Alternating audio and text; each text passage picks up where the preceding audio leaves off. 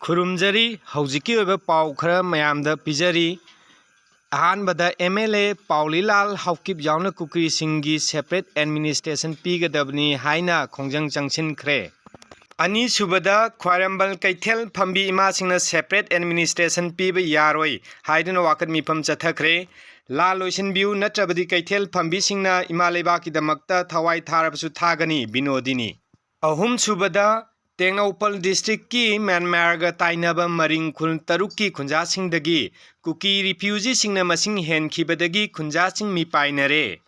मरी सुबह पाउदा अरामबाई टेंगोल की लुचिंग पुरेल कोरोंग आनबगी मथक्ता NIA ना थांगलगलिबा चार्जशीट खुदक्ता हंदोकदौबनी हाइना ngasi हेरो कैथेनदा अपुनबा हेरो मैरा पाइबी सिंगना वाकन मिफंगा लोइनना खोलाव कया लाउखरे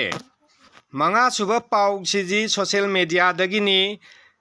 लाइटोंजम पुनीना थागलकपा पोस्ट अमा खंगनी रोंगमई नागा सिंगना जिरीबाम रिलीफ कैम्प दा मतेंग तौबिख्रे thank you Rongmei Naga sisters and brothers हाइना थागत पिरई